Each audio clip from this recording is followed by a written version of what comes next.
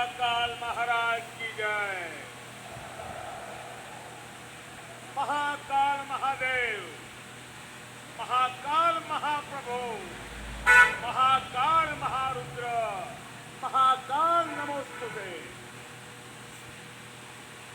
उज्जैन की पवित्र पुण्य भूमि पर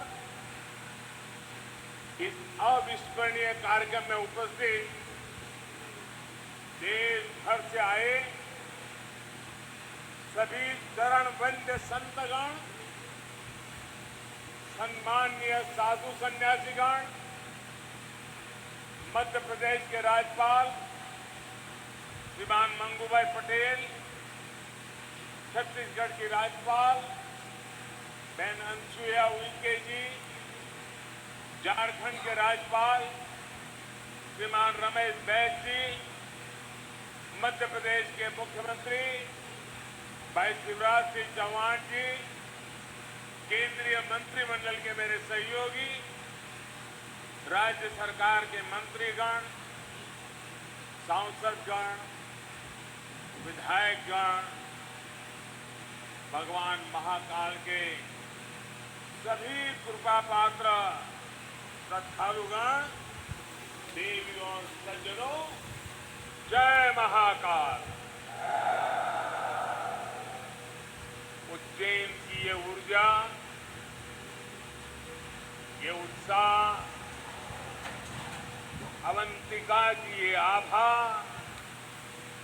ये अद्भुतता, ये आनंद, महाकाल की ये महिमा, ये महात्माएं, महाकाल लोक में लौकिक कुछ भी नहीं। शंकर के सानिध्य में साधारण कुछ भी नहीं। सब कुछ अलौकिक है, असाधारण है, अविस्मरणीय है, अविश्वसनीय है। आज महसूस कर रहा हूं, हमारी तपस्या और आस्था से जब महाकाल प्रसन्न होते हैं तो उनके आशीर्वाद से ऐसे ही भव्य स्वरूप का निर्माण होता है।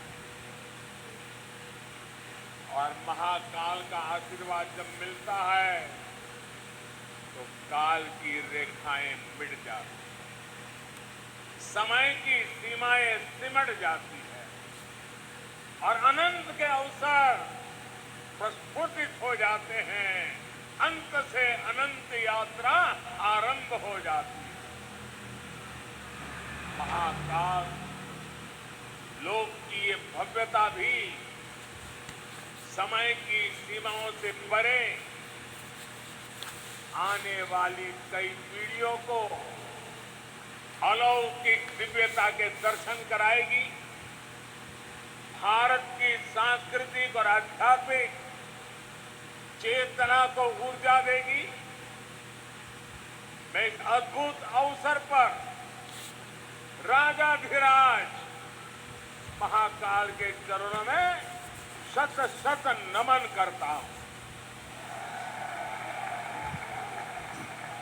मैं आप सभी को देश और दुनिया में महाकाल के सभी भक्तों को हृदय से बहुत बहुत बधाई देता हूं। विशेष रूप से भाई शिवराज सिंह चौहान और उनकी सरकार, उनका मैं हृदय से अभिनंदन करता हूं, जो लगातार इतने समर्पण से इस सेवा यज्ञ में लगे हुए। साथ ही मैं मंदिर ट्रस्ट से जुड़े सभी लोगों का, संतों और विद्वानों का भी आदरपूर्वक धन्यवाद करता हूं, जिनके सहयोग से इस प्रयास को सफल किया है। साथियों, महाकाल की नगरी उज्जैन के बारे में हमारे यहां कहा गया है, प्रलयो न बाधते, प्रलयो न बाधते तत्र महाकालपुरी, अर्थात महाकाल की नगरी प्रलय के प्रहार से भी मुक्त है।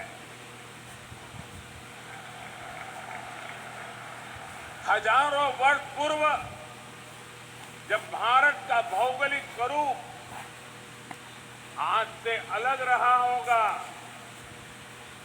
तब से ये माना जाता रहा है कि उज्जैन भारत के केंद्र में है। एक तरह से ज्योतिषीय गणनाओं में उज्जैन न केवल भारत का केंद्र रहा है, बल्कि ये भारत की आत्मा का भी केंद्र रहा है। ये वो नगर है जो हमारी पवित्र 7 पुरियों में से एक गिना जाता है। ये वो नगर है जहां स्वयं भगवान कृष्ण ने भी आकर शिक्षा ग्रहण की।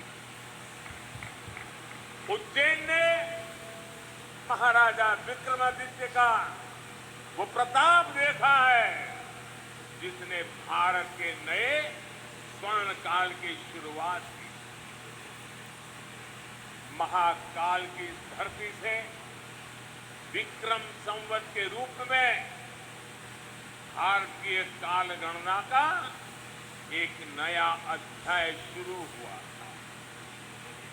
उज्जैन के क्षण क्षण में, पल पल में इतिहास सिमटा हुआ है।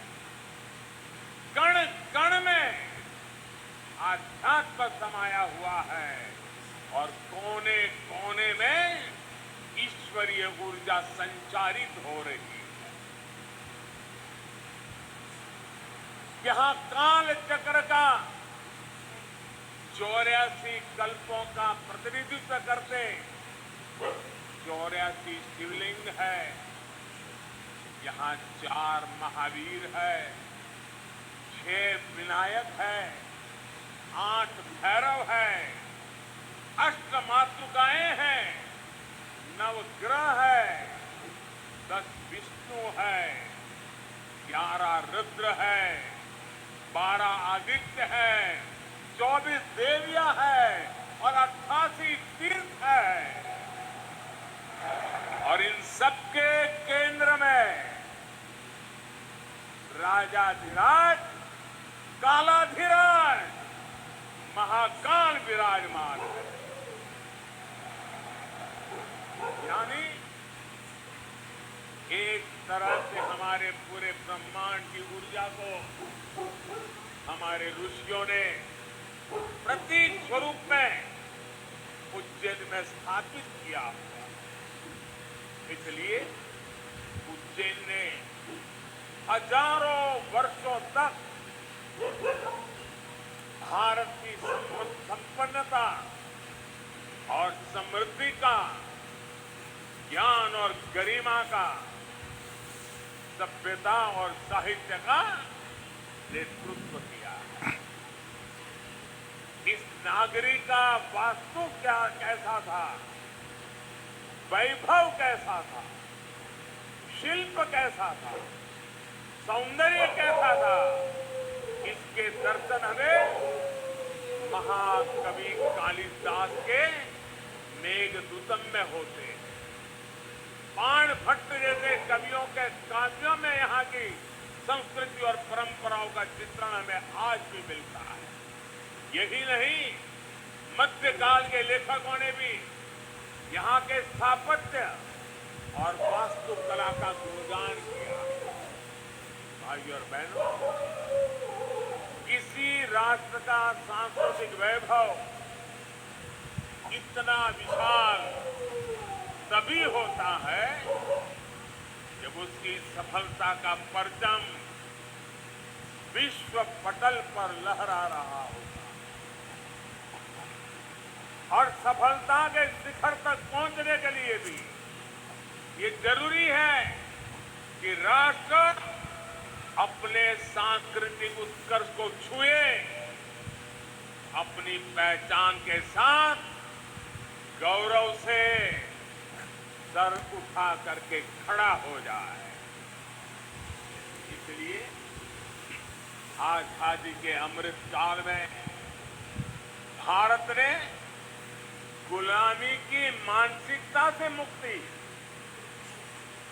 और अपनी विरासत पर गर्व जैसे पंच प्राण का आह्वान किया है। इसलिए आज अयोध्या में भव्य राम मंदिर का निर्माण पूरी गति से हो रहा है। काशी में विश्वनाथ धाम भारत की सांस्कृतिक राजनीति का गौरव, राजधानी का गौरव बढ़ा रहा है। सोमनाथ में विकास के कार्य नए कीर्तिमान स्थापित कर रहे हैं। उत्तराखंड में बाबा केदार के आशीर्वाद से केदारनाथ, बद्रीनाथ तीर्थ क्षेत्र में विकास के नए अध्याय लिखे जा रहे हैं।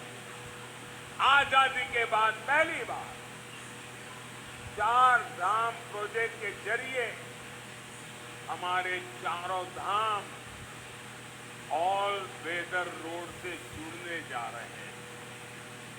इतना ही नहीं, आजादी के बाद पहली बार करतारपुर साहिब कॉरिडोर खुला है। हेमकुंड साहिब रोपवे से जुड़ने जा रहा है। इसी तरह स्वदेश दर्शन और प्रसाद योजना से देश भर में हमारी आध्यात्मिक चेतना के ऐसे कितने ही केंद्रों का गौरव पुनः स्थापित हो रहा है। और अब इसी कड़ी में ये भव्य, अति भव्य महाकाल लोक भी अतीत के गौरव के साथ भविष्य के स्वागत के लिए तैयार हो चुका है।